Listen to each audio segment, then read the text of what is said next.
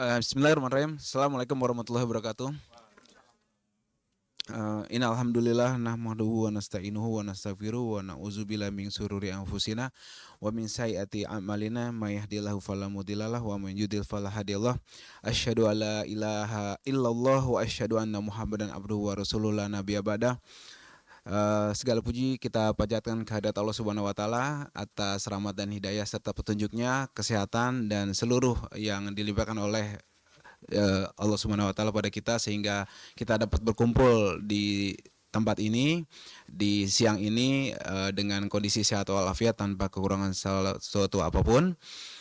Semoga berkumpulnya kita di tempat ini menjadi sebab turunnya rahmat dari Allah Subhanahu wa taala. Amin amin ya rabbal alamin. Salawat dan salam tidak lupa kita aturkan kepada junjungan kita Nabi besar Muhammad sallallahu alaihi wasallam.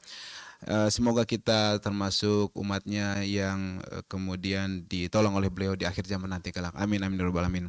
Terima kasih pula kepada rekan-rekan media yang meluangkan waktunya hadir di tempat ini memenuhi undangan dan pesan dari kami. Terima kasih. Semoga Allah memberkahi semua. Juga di sini hadir para guru-guru kita, senior-senior kita. Di sebelah kanan saya ada Pak Marwan Batubara, kemudian ada Pak Haryadi Nasution, pengacara, Heri, juga Heri Kurniawan, pengacara, Heri Arianto, pengacara kita. Juga di sebelah kiri saya ada Pak Jenderal Sunarko yang telah hadir di kesempatan ini meluangkan waktunya. Juga senior kita, Abang Haji Munarman, serta Pak Mursalin, serta ada super senior kita nih, Pak Suripto. Dan juga ada beberapa rekan-rekan dari Laskar Muhibin dan juga Front Persaudaraan Islam serta PRI dan juga Batik dari Front Persaudaraan Islam serta beberapa elemen lain di sini serta tim kuasa hukum yang tergabung dalam tim advokasi masyarakat anti kebohongan yang memang mengundang dan untuk menyampaikan beberapa hal yang dirasa penting dan perlu saat ini. Baik, sebelum kita lanjutkan kepada sesi acara lainnya, dalam hal ini saya persilahkan sepatah dua patah kata dari beberapa senior dan tuan guru serta pihak-pihak yang memang berkepentingan dalam hal ini pada acara siang hari ini.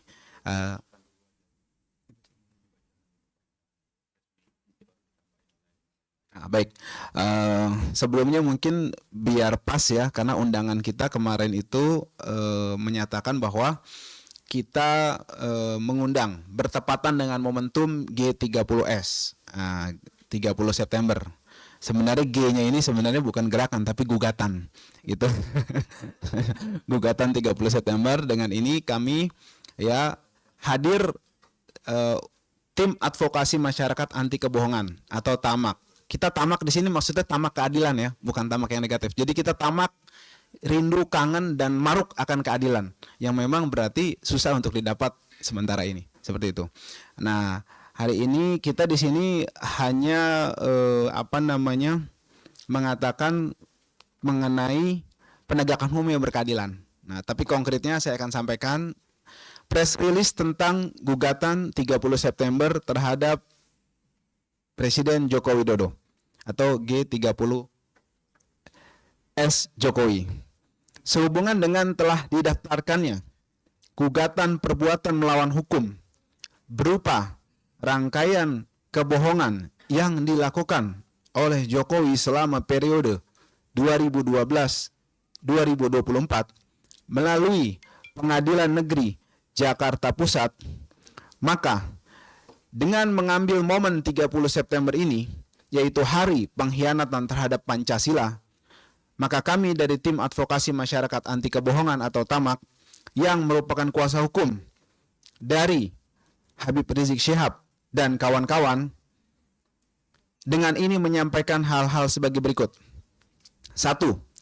Bahwa sejak menjadi Cagup DKI Jakarta tahun 2012, Capres tahun 2014 dan 2019, hingga menjabat sebagai presiden, Jokowi telah melakukan rangkaian kebohongan dan kata-kata bohong yang memberikan dampak buruk terhadap bangsa Indonesia. Kedua, bahwa rangkaian kebohongan terus dikemas dalam rangka untuk pencitraan, menutupi kelemahan dan kegagalan yang terjadi. Dan lebih berbahayanya, rangkaian kebohongan dan kata-kata bohong dilakukan oleh Jokowi dengan menyalahgunakan mekanisme, sarana, dan juga prasarana dari ketatanegaraan.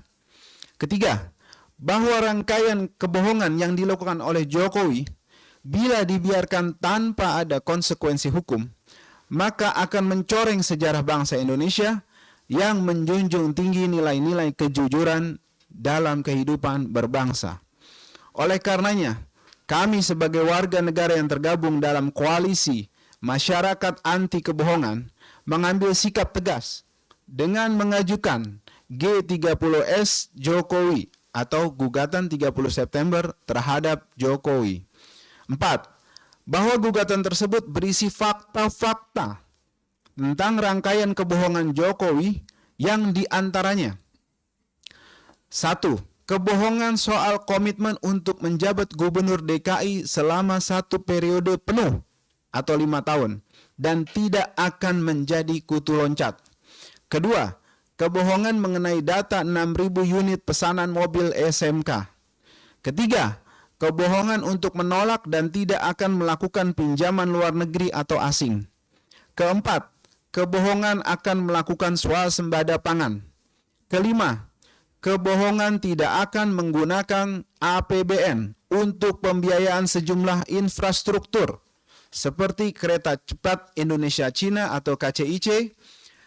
Yang keenam, kebohongan mengenai data uang 11.000 triliun yang ada di kantong Jokowi dan rangkaian kebohongan Jokowi lainnya. Kelima, bahwa telah nyata semua pernyataan Jokowi tersebut hanyalah merupakan kebohongan, sehingga dalam petitum gugatan yang kami mintakan diantaranya, 1.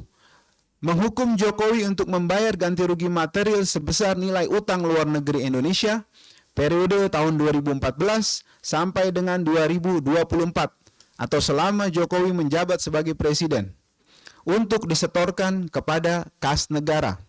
Kedua, memerintahkan kepada negara untuk menahan pembiayaan atau tidak memberikan rumah sebagai mantan presiden kepada Jokowi. Ketiga, memerintahkan kepada negara untuk menahan atau tidak memberikan seluruh uang pensiun Jokowi. Keenam, walaupun gugatan yang kami ajukan tidak sebanding dengan kerusakan dan kerugian negara akibat rangkaian kebohongan Jokowi, akan tetapi langkah konkret kami ini kami lakukan untuk mengingatkan kepada para penguasa yang akan datang dan seluruh pemangku kebijakan yang berlaku di Republik ini untuk supaya jujur dalam mengemban amanat rakyat, dalam mengemban amanat rakyat seluruh Indonesia yang dibebankan kepada mereka. Demikian press release ini kami sampaikan semata-mata guna terciptanya keadilan dan membersihkan sejarah bangsa Indonesia yang menjunjung tinggi nilai-nilai kejujuran dalam kehidupan berbangsa dan negara. Jakarta 30 September 2024 atas nama para penggugat 1. Habib Rizik Syihab 2. Maijen TNI Purnawirawan Sunarko MD 3. Eko Santoyo SHMH 4. Saudara Edi Mulyadi 5. Dr. Andes Haji Muhammad Mursalim R 6. Bapak Marwan Batubara 7. Munarman Sarjana Hukum.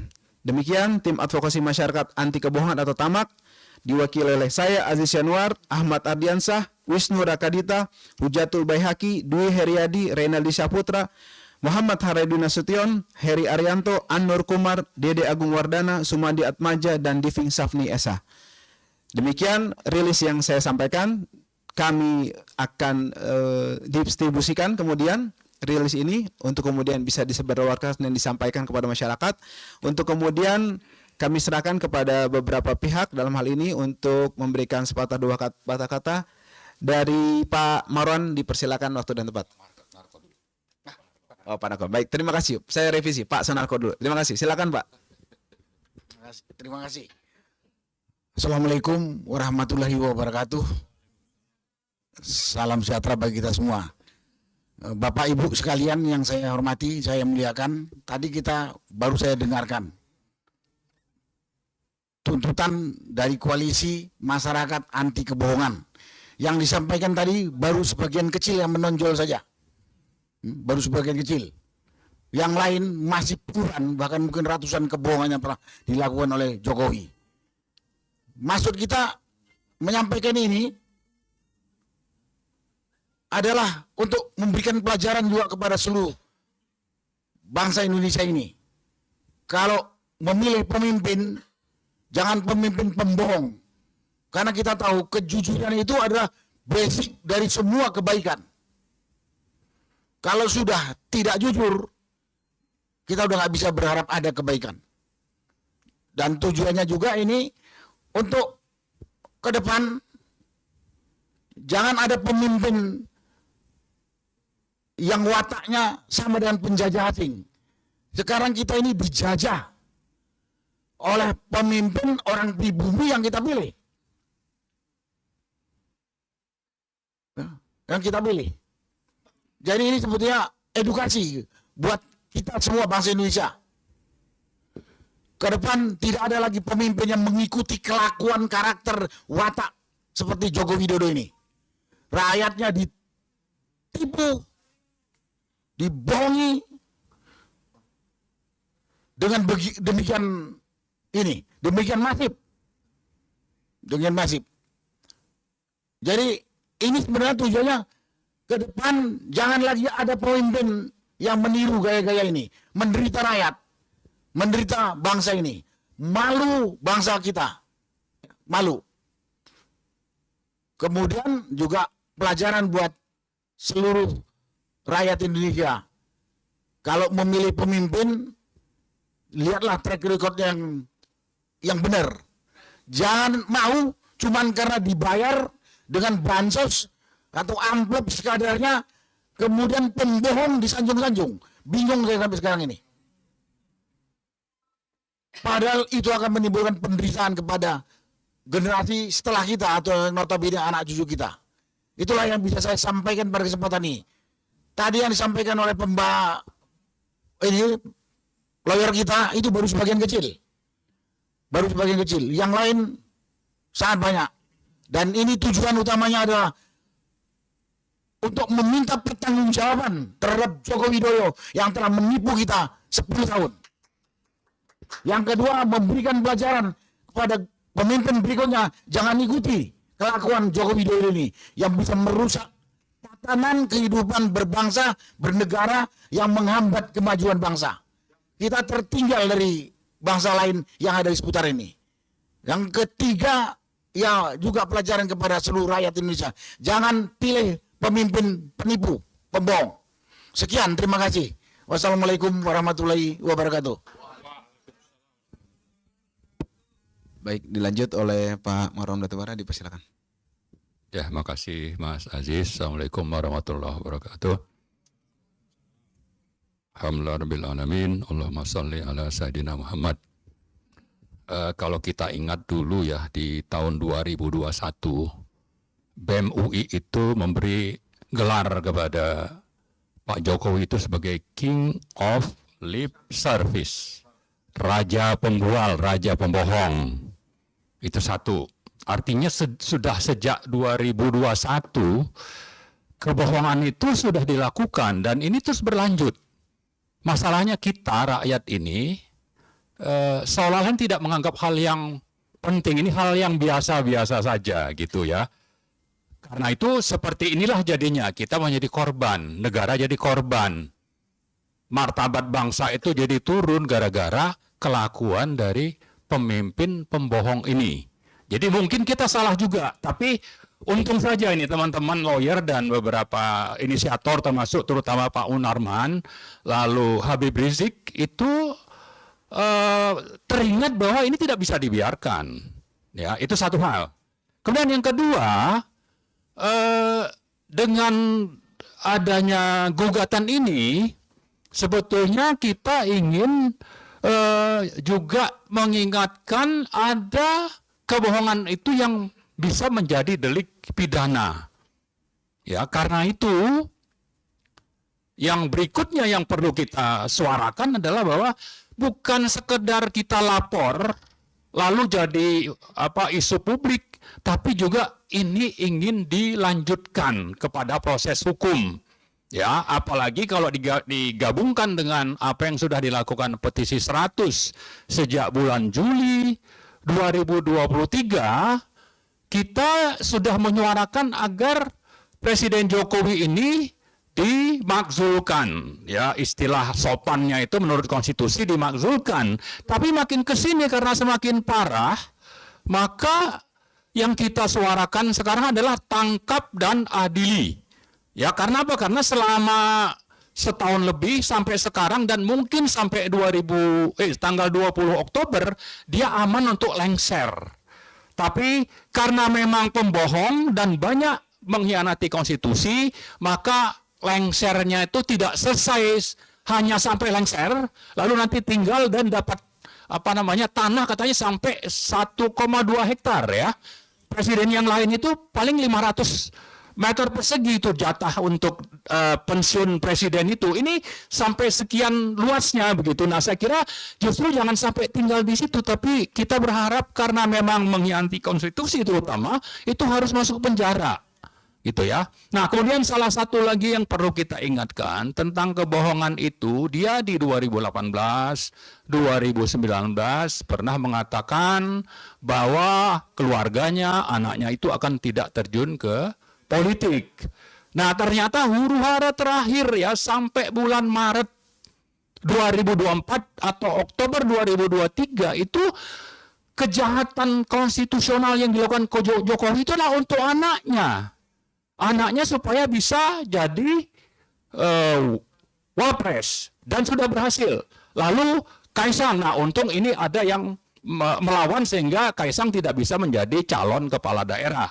Tapi fakta bahwa pembohong ini sudah menunjukkan bahwa dia ingin melanjutkan kekuasaan lewat anak-anaknya, dan ini saya kira kita lebih lanjut nanti berangkat dari kebohongan ini dan berbagai fakta di lapangan, kita mau supaya Gibran pun tidak dilantik.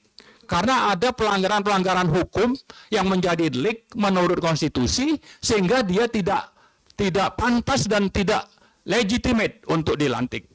Nah, jadi saya kira itu mungkin tambahannya. Kalau bicara tadi soal daftar kebohongan seperti yang disebutkan Pak Sunarko, itu saya juga cukup banyak. Di sini juga ada nih kebohongan Jokowi nih di buku ini ya, tentang korupsi Ahok. Lalu juga ada tentang katanya mau memberantas mafia minyak yang waktu itu menterinya Sudirman Said.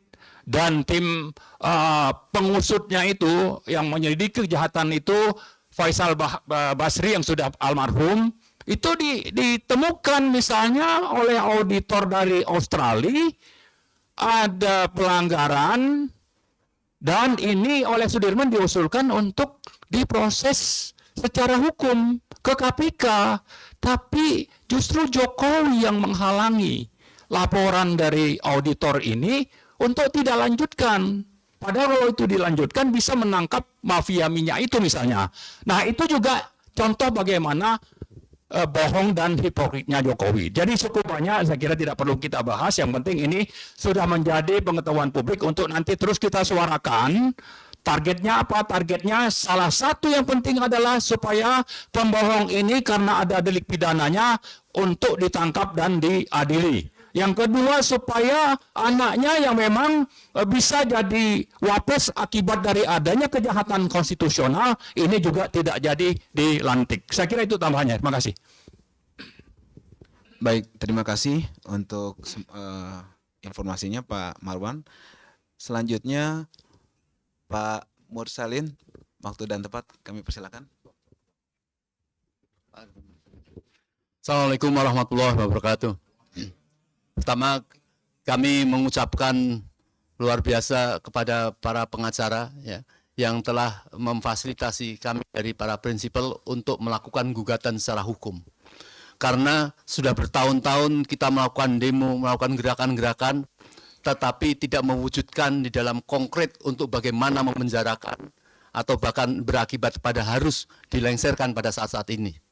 Oleh karenanya, tentu pengadilan yang telah menerima pendaftaran, tadi belum dijelaskan, sudah diterima, sudah saya, harus menindaklanjuti atas pendaftaran para pengacara ini untuk melakukan proses sidang.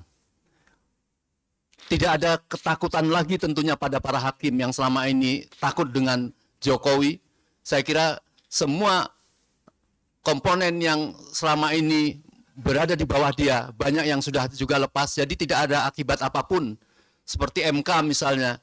Maka kami mohon kepada para hakim di pengadilan itu untuk memproses dan tentu bisa melakukan hasil. Apakah dimakzulkan sebelum dia masa berakhirnya, atau terpenting bagaimana tetap di proses hukum, dijebloskan dalam penjara yang tentunya tidak satu. Tadi dikatakan banyak teman, kalau kita bacakan tentang kejahatan, pelanggarannya sehari tidak selesai. Ada yang mengatakan kalau ditumpuk itu lebih bisa sampai ke atap, itu kejahatannya tidak akan selesai. Oleh karenanya sangat naif apabila kita rakyat tidak semua menuntut ini yang mengakibatkan kejahatan luar biasa dari kejahatan-kejahatan Jokowi ini. Kalau tadi dikatakan Pak Marwan sampai UI mengatakan dia menjadi Kings of Lip Service, tetapi banyak yang mengatakan semua yang dikatakan itu bohong. Apa yang dikatakan justru adalah sebaliknya sebenarnya. Jadi pondasi kejahatan terbesar itu adalah kebohongan yang mengakibatkan kejahatan-kejahatan yang lain. Dan teranyar saya kira yang menjadi puncak tuntutan pada masyarakat, bahwa negara kita ini sudah dikuasai, tanahnya itu hampir lebih di atas 50% yang diperoleh secara ilegal. Ini yang harus dikembalikan kepada masyarakat, tentu dengan proses-proses penipuan dengan adanya PSN, yang PSN tidak melalui prosedural. Saya sangat setuju dengan orasi dari Bapak Munarman beberapa waktu yang lalu. Harus kita telusuri, misalnya salah satunya kepada Erlangga. Kita harus datang dari mana dia mempunyai hak memberikan izin-izin itu. Apakah betul-betul itu melalui proses yang sudah dilegalkan, misalnya melalui tender, apakah melalui mengajukan melihat FS yang dianggap strategis kemudian diputuskan pada mereka. Ini harus diusut. Apabila itu ternyata ilegal, maka rakyat harus mengambil alih. Pemerintah harus membagi-bagikan pada rakyat yang sedang miskin, tidak punya tempat tinggal, memberikan tanah-tanah jutaan hektar kepada para orang-orang yang tidak berhak, dan dia bertepuk tangan atas kejahatan itu karena dia bisa menguasai para petinggi-petinggi. Saya kira harus meninjau kembali ya para pimpinan-pimpinan yang memberikan izin-izin, terutama BPN yang mudah memberikan kepemilikan secara ilegal itu. Nah, ini harus kita tuntut pada saat-saat ini supaya tidak menjadi beban pada presiden yang akan datang. Kami mendengar misalnya pelarangan Gerindra terhadap Presiden Jokowi menghentikan ekspor pasir. Saya kira itu bagus. Tapi jangan sampai kemudian nanti diberikan kepada kolega-koleganya juga, misalnya Hasim Joyokusumo. Ini jangan sampai, ini peringatan. Jadi ini yang harus menjadi masa-masa baik pemerintahan yang akan datang. Semua kejahatan-kejahatan Jokowi harus dihentikan, dan tentunya untuk menjadi jera maka Jokowi dan keluarga yang terlibat di dalam kejahatan itu dan orang-orangnya yang juga mendorong-dorong itu, dan menjadi pelajaran bagi partai-partai yang menyebabkan dia percaya diri karena didukung oleh partai-partai yang bersombong-sombong. Partai itu merasa dia didukung oleh rakyat, dia mendapatkan sekian persen dari perolehan suara rakyat. Padahal rakyat itu memberikan kuasa kepada partai itu bukan untuk memberikan kekuasaan apa saja yang dia lakukan, tetapi partai itu harus melakukan keadilan untuk rakyat. Tetapi semua partai sekarang di belakang Jokowi ini sangat biadab. Ya, saya kira ini yang harus menjadi perbaikan ke masa yang akan datang.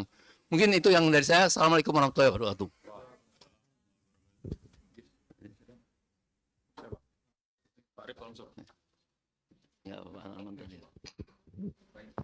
Dilanjutkan mungkin kami persilakan Pak Suripto dengan segala hormat. Terima kasih. Assalamualaikum warahmatullahi wabarakatuh. Saya tertarik dengan tema sentral ini, angkat yang berkaitan dengan kebohongan. Kebohongan itu tidak mungkin bisa terjadi jika penegakan hukum berjalan baik. Jika masyarakat bisa bicara secara bebas, menyampaikan rasa hatinya, sehingga didengar oleh masyarakat luas bahwa mana yang bohong, mana yang tidak. Jadi saya teringat pada apa yang dikatakan oleh buku Jokowi Undercover, Bambang Tri. Kalau buku itu merupakan kebohongan, silakan dibongkar. Tapi ternyata buku itu beredar dan nggak ada delik bahwa buku itu menyangkut soal ijazah palsu sampai segala macam palsu, dan itu tidak terusik.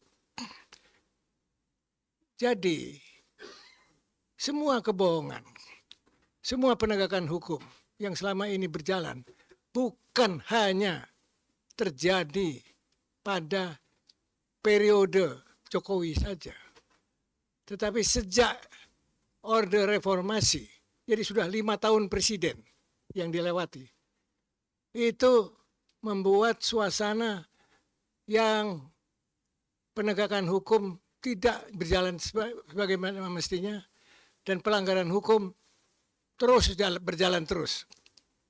Karena apa? Jadi selama 25 tahun ini tetap masih status quo. Dan gara-gara status quo ini, siapa yang diuntungkan dan siapa yang merasa berdaulat dan seenak perutnya saja, bisa bohong, bisa nipu, bisa macam-macam ini. Yaitu yang saya sebut state corporate crime. Yaitu persekongkolan antara pengusaha jahat dengan penguasa yang berkhianat kepada negara Indonesia. Yang saya penguasa itu adalah penguasa publik, entah legislatif, entah eksekutif, entah yudikatif, semua itu.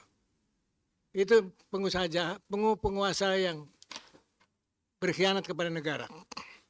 Nah, persekongkolan ini yang membuat apa yang terjadi selama ini, apakah hasil pemilu, apakah semua rentetan kebohongan-kebohongan itu terjadi, itu terus berjalan lancar dan tidak bisa diberantas selama yang disebut status quo belum didobrak.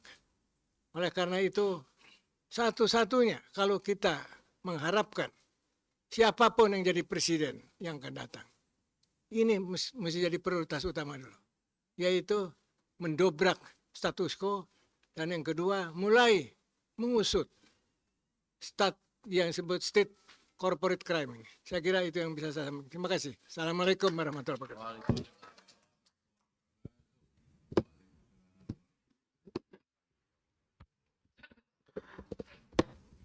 Baik, perlu saya informasikan juga, alhamdulillah tadi gugatannya sudah kita sampaikan di Pengadilan Negeri Jakarta Pusat, kemudian diterima dengan nomor 611. Jadi sudah resmi diterima, tinggal nanti prosesnya kita tunggu dari pihak pengadilan, proses dari formil pengadilan tersebut nantinya. Baik, mungkin dari rekan-rekan atau teman-teman kalau ada yang mau ditanyakan, silakan. Terima kasih. Ya, ya.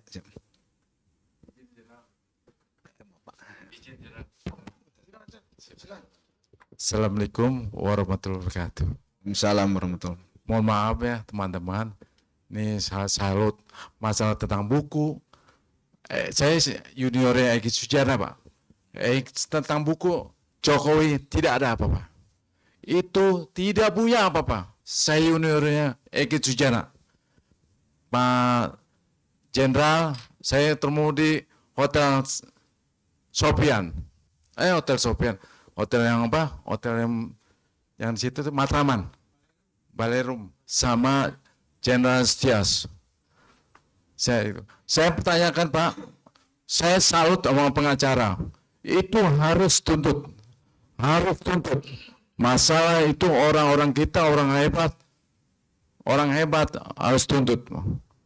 Nah, itu senior saya juga tuh, Pak Ari. Itu senior saya, Eko Sina. harus tuntut. Saya Muslim, Kristen sama aja, tapi nggak boleh begitu, nggak boleh ganggu. Ya, masalah Kristen, Islam sama. Pak, oke. Dari mana? Mohon maaf. Saya dari Syarif Ismail dari Romangun, Ismail, Junior dari oke. Egi Sujana, Pak. Siap. Pak, ada langsung Pak Ismail mungkin. Pertanyaannya? Siap. Pertanyaannya? Tujuh poin saya. Ya. Saya terima kasih dengan pengacara semuanya. Tuntut tuntas, tas. Oke, Gitu aja. baik. Terima kasih Pak Ismail atas dukungan dan dukungannya. Terima kasih. Ada mungkin pertanyaan dari rekan-rekan media atau dari teman-teman, mungkin bisa kita jawab jika ada pertanyaan. Ya, silakan Mas Arif.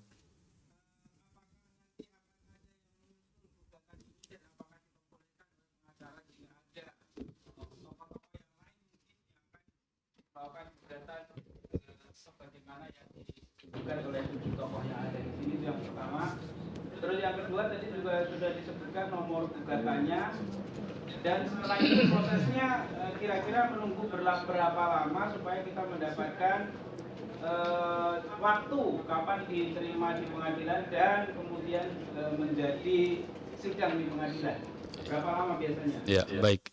Yang pertama saya mau jawab dari pertanyaan Mas Arif terkait dengan apakah nanti ada tokoh-tokoh yang lain. Nah, kalau tokoh-tokoh yang lain karena ini gugatannya sudah masuk, sudah terdaftar, maka nanti tokoh-tokoh yang lain itu akan ada gugatan yang lain lagi. Jadi kan kejahatan Jokowi ini kan bukan cuma satu ini, bukan cuma kebohongan aja.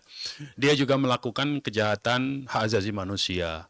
Dia juga melakukan kejahatan pelanggaran terhadap hak sipil dan politik. Dia juga melakukan kejahatan terhadap perampasan tanah-tanah rakyat melalui PSN. Itu banyak sekali sebetulnya ya pelanggarannya. Dan nanti tokoh-tokoh yang lain itu akan menggunakan perkara yang lain lagi. Jadi kita bertuju ini untuk sementara fokusnya tadi seperti dikatakan oleh Pak Suripto, tema besarnya itu adalah tentang kebohongannya dulu. Kebohongannya udah banyak. Apalagi yang kejahatan-kejahatan yang lainnya ya, itu satu. Nah yang kedua terkait dengan persidangan, proses persidangan ini biasanya antara 3 minggu sampai dengan 4 minggu. Itu baru kita dapat jadwal sidang pertamanya. Nah nanti yang menarik ini mungkin dari sekarang perlu kita beritahukan kepada masyarakat bahwa yang kita gugat ini adalah Jokowi. Secara pribadi sebagai warga negara Indonesia yang kebetulan dia menggunakan mekanisme ketatanegaraan untuk melakukan rangkaian kebohongannya, kan begitu. Nah, karena dia seorang warga negara yang menggunakan instrumen-instrumen ketatanegaraan untuk melakukan kejahatan dan berupa kebohongan, ya, maka nanti yang wajib datang, jadi dia tidak bisa, kalau dia sebagai presiden digugat, maka dia bisa menunjuk jaksa agung untuk mewakilinya, ya kan? Atau dia bisa menunjuk Menteri Hukum dan HAM, atau dia bisa menunjuk orang-orang KSP, kantor sekretariat kepresidenan. Nah ini karena dia sebagai pribadi yang digugat, maka dia harus hadir nanti. Nah secara pribadi. Nah karena itu nanti dalam proses awal itu ada nama yang disebut dengan dalam sistem pengadilan itu adalah proses mediasi. Nah proses mediasi itu langsung ketemu antara pihak tergugat dengan pihak penggugat langsung. Nah, pihak penggugat langsung itu tanpa diwakili oleh kuasa hukum. Nah jadi nanti kita akan bertuju ini akan berhadapan langsung dengan Jokowi kalau dia berani datang. Ya, kalau dia banci nggak mau datang, nggak berani datang, ya berarti kita ngadepin meja kosong tuh nanti ya. Tapi tidak apa-apa, kita tunggu karena itu nanti akan diberi oleh hakim waktu untuk mediasi namanya. Tetapi itu hanya kita akan lihat nanti jadwal mediasinya dimulai itu nanti mungkin kita bisa dapat kabar dari pengadilan negeri ini, pengadilan negeri Jakarta Pusat ini mungkin sekitar 3 atau 4 minggu ke depan. Ya, kita akan dapat kabar kapan akan mulai proses mediasi itu. Nah, jadi itu yang disebut dengan proses ini. Nah, tadi sudah disebutkan oleh rekan kita, oleh ketua tim pengacara kita yaitu Saudara Aziz Januar ini, bahwa tuntutan kita itu tadi yang tadi kan sudah disinggung oleh Pak Sunarko tadi soal rumah yang diberikan hadiah tadi itu, atau Pak Marwan tadi nyebut ya. Nah itu nanti kita minta supaya tidak diberikan kepada Jokowi, ditahan oleh negara. Kemudian uang pensiunnya sebagai presiden itu juga tidak diberikan. Itu untuk mengganti ya kerugian-kerugian ya yang ditimbulkan oleh kebohongan Jokowi. Kan utang yang ditimbulkan oleh Jokowi ini sampai dengan hari ini itu lebih kurang 5.700 triliunan. Mulai dari 2015 lah katakanlah. Kalau 2014 kan itu pemerintahan lama. 2015 sampai dengan 2024 ini hari ini itu sekitar 5.600 atau 5.700 triliun. Nah, dia yang harus ganti itu karena itu bukan tanggung jawab negara. Karena dia yang melakukan itu dengan ambisi-ambisi proyek-proyek pribadinya dia. Ya, belum lagi yang dia melakukan korupsi di dalam di dalam hutang luar negeri itu ya, melalui proyek-proyek strategis nasionalnya itu. Nah, jadi yang kita inginkan itu supaya beban hutang yang 5.700 atau 5.600 itu dibayar oleh Jokowi bukan oleh rakyat Indonesia. Sebab kalau itu dibebankan kepada rakyat Indonesia, ya, padahal itu adalah untuk memenuhi ambisi Jokowi semata, maka, nah, di mana hubungan hukumnya antara kita penggugat ini dengan kerugian itu? Ya, kalau itu dibiarkan harus dibayar oleh rakyat, kita ini kurang bayar lewat proses pajak.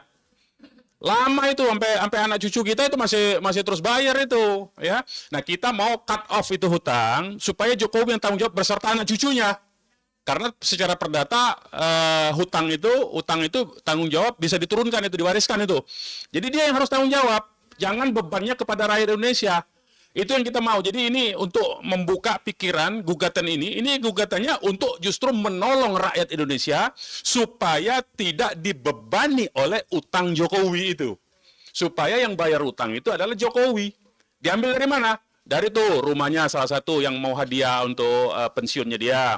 Kemudian uang pensiunnya dia. Kalau kurang itu, maka harta-harta yang Jokowi yang dilaporkan waktu dia menjabat gubernur, kemudian 23 miliar, kemudian waktu dia daftar Pilpres 26 miliar, nambah 3 miliar tuh, padahal baru 2 tahun menjabat gubernur itu, Pak.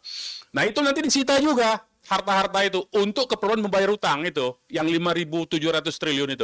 Nah, jadi ini yang kita sampaikan, disebarluaskan kepada masyarakat bahwa gugatan ini untuk menolong masyarakat Indonesia yang 270 juta lebih itu supaya mereka tidak lagi dibebani oleh pajak. Karena pajak-pajak ini makin hari makin membebani kalau itu dibiarkan hutang-hutang itu. Nah, jadi itu target pertama kita sebetulnya ya. Jadi supaya masyarakat tidak terbebani segala macam. Nah, nanti urusan yang pidana, urusan lain-lain itu urusan yang perkara lain. Nanti kita ajak tim tokoh-tokoh yang lain untuk mengajukan gugatan-gugatan atau laporan-laporan pidana. Kita sudah siapkan sebetulnya ya. Tapi nanti itu kalau diumumkan sekarang ya ketahuan keenakan dia dong. Ya, jadi kita diam-diam aja dulu. Seperti sekarang, tiba-tiba kita daftarkan, kita masukkan gugatan, kan udah jadi itu. Nah, mau tidak mau ini harus diproses oleh pengadilan. Kalau diproses akan diproses ini oleh pengadilan. Tapi kita tidak tahu hasilnya. Tapi kalau diproses, pengadilan wajib menerima, mengadili setiap perkara yang didaftarkan. Itu pengadilan ya. Dan ini sifatnya perdata. Jadi sekali lagi target kita supaya pengadilan memutuskan, jadi tidak ke lain-lain, supaya pengadilan memutuskan ya tanggung jawab utang yang dilakukan oleh Jokowi itu dibebankan kepada Jokowi, bukan kepada rakyat Indonesia, bukan kepada negara, bukan kepada APBN. Ya, itu banyak sekali itu, termasuk utang-utang kereta Cina, kereta cepat Cina ya, macam-macam lah, IKN segala macam ya, yang tadi katanya janjinya tidak ucapannya, kebohongannya itu dia ngomong tidak akan menggunakan APBN, tetapi kemudian ternyata menggunakan APBN. Nah, itu salah satu bentuk saja ya. Tapi banyak lagi yang nanti akan di persidangan, nanti akan kita bongkar semua bentuk-bentuk kebohongannya itu. Tadi seperti kata Pak Mursalin, itu kalau ditumpuk kebohongannya itu, kalau kata Pak Narko sampai mana, Pak? 1 hari jelaskannya nggak jelas. Nggak jelas ya. Dan kalau ditumpuk berkasnya? Kata Koji Dudin sampai bulan. Nah, jadi itu yang nanti akan menjadi seru di pengadilan ketika kita menghadirkan saksi-saksi itu. Nanti semua ahli-ahli dan saksi-saksi akan kita hadapkan di pengadilan untuk memaparkan bentuk-bentuk bukti-bukti kebohongan yang dilakukan oleh Jokowi selama 2012. Jadi bukan saja selama dia menjabat presiden. Jadi sejak 2012 nih. Karena 2012 dia sudah berbohong loh. 2012 itu apa? SMK. Katanya diwawancara di acara Economic Challenge waktu itu ya, di salah satu TV itu ya, katanya sudah ada pesanan 6.000, sudah uji emisi, nanti harganya lebih murah. Sampai hari ini kita nggak lihat tuh mobilnya di jalan. Sudah bisa produksi. Sudah bisa produksi, betul. 200. Betul. Sekarang Bannya aja nggak ada di Brebes. Atau mungkin mobilnya saking hebatnya itu mungkin mobilnya nggak kelihatan, saking hebatnya jalannya itu di atas udara mungkin ya. Jadi tidak ada di jalanan, mungkin di udara itu mobilnya. Mungkin saking hebatnya teknologinya itu. Jadi itu hal-hal yang seperti itu yang mungkin yang jelas berupa kebohongan. Jadi sejak 2012 tuh kebohongan itu ya. Nah, itu diantara. Jadi itu lebih kurang yang mau kita clearkan dan mau kita sampaikan ke masyarakat Indonesia terkait dengan apa yang kita lakukan. Jadi banyak misalnya yang menuduh cari kerjaan, cari segala macam. Enggak, kita mau menyelamatkan masyarakat Indonesia supaya tidak terbebani oleh utang, pembayaran utang melalui pajak yang pembayarannya itu sampai dengan bisa 50 sampai 70 tahun bisa ke anak cucu kita yang membayar itu nanti. Demikian dari saya. Baik, terima kasih Pak Haji Munarman selaku salah satu prinsipal kita. Ada yang mau tanya lain? Siap Pak, silakan. Bapak yang itu dulu Pak ya. Ntar. Dari mana? Assalamualaikum warahmatullahi. Dari mana Pak? Dari Egy Sujana Channel. Siap. Gimana Pak? Saya juga yang buka Jokowi ya. Kebohongan 63, kebohongan Jokowi, saya prinsipalnya pertama. Ya. Nggak ada beberapa teman lagi yang lain, tapi yang lain masuk angin. Siap. Kita tetap jalan.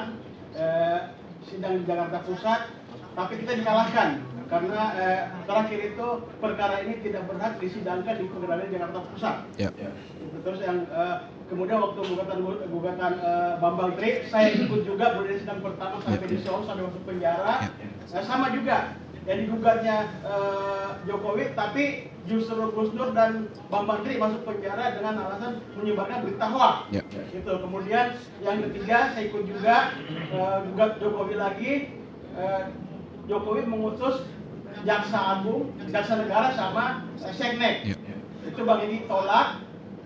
Ya, akhirnya minta tanda tangan asli Jokowi dapat nunjuk Otto Ya. sebagai pengacaranya. Ya. Nah di sidang juga dikalahkan juga karena tidak ada legal standingnya.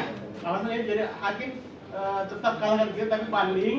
Nah seandainya kasus ini Ya. sama juga yang apa yang dilakukan Bang Egy dan saya sebagai prinsipal yang kemarin, bagaimana sikap dari Tamak sendiri ini? Karena Jokowi ini kan kita tahu bukan lagi berita rahasia, dia pembohong besar. Saya sendiri mungkin saya berani menggugat karena saya tahu betul Jokowinya ini. Nah, bagaimana sikap Tamak sendiri seandainya hal ini terjadi lagi seperti apa yang dilakukan sama Jokowi dan yang lain-lain? Terima kasih. Baik. Ya, terima kasih pertanyaannya bagus sekali. Jadi bagaimana kita menyikapi nanti? Yang pertama gini Pak, kita di sini menjalankan amanah konstitusi untuk melakukan hal yang melalui kanal hukum sebagaimana tadi dijelaskan. Nah, kita maksimalkan di sini. Artinya kita di sini menunaikan kewajiban. Nah, kita berandai-andai. Kalau saya lebih setuju bagaimana kalau misalnya nanti dikabulkan. Nah gitu. Jadi kalau misalnya tadi kalau tadi Bapak sudah katakan kalau tidak diterima gimana gitu kan. Tadi sudah dialami kan. Nah kalau saya lebih senang berandai-andai bagaimana kalau dikabulkan. Maka kalau dikabulkan maka ya pajak-pajak kita akan lebih ringan seperti itu kan. Dan utang-utang dan ini jadi presiden buruk kepada para pembohong berikutnya. Gitu. Itu yang saya bisa respon sebagai salah satu tim kuasa hukum. Jadi kita lebih semangat untuk merespon bagaimana kalau ini diterima. Kalau tidak diterima seperti Bapak tadi katakan, ya tentu saja kita akan tempuh upaya-upaya lainnya secara maksimal karena banyak jalan menuju Mekah seperti itu. Itu yang saya bisa respon. Mungkin Bapak tadi yang kedua, Bapak, ya silakan. Pak siapa Pak? Pak Mugi, oke. Silakan Pak Mugi. Baik, Assalamualaikum warahmatullahi wabarakatuh. Saya Mugi dari Media Arus News. Melihat dan mendengar paparan dari Bang Munarman, sepertinya proses gugatan ini kan sedikit panjang ya Bang. Bahkan bisa ketemu dengan presiden baru. Ya, pertanyaannya mungkin sedikit ke Pak Sunarko. Kalau mengenal backgroundnya presiden baru nih, presiden terlantik nanti, kira-kira mungkinkah dia akan membela seniornya? Kalau melihat background karakternya Pak Prabowo. Karena Seniornya siapa maksudnya? maksudnya Jokowi. Oh, presiden sebelumnya. Seniornya senior juga kan? Bukan. Artinya karena sebelum menjelang lengser saja Pak Prabowo sudah mulai sudah nyembah-nyembah dengan Jokowi. Kalau melihat seperti itu. Jadi sejauh mana optimisme tim 7 untuk mendorong terus agar Prabowo bisa objektif dan menegakkan hukum ini seadil-adilnya. Makasih. Terima kasih Pak Mugi. Saya coba jawab. Kalau ditanya optimis, saya optimis Presiden berikutnya akan memproses. Karena dosa Jokowi ini sudah terang benderang, seorang seluruh dunia pun tahu.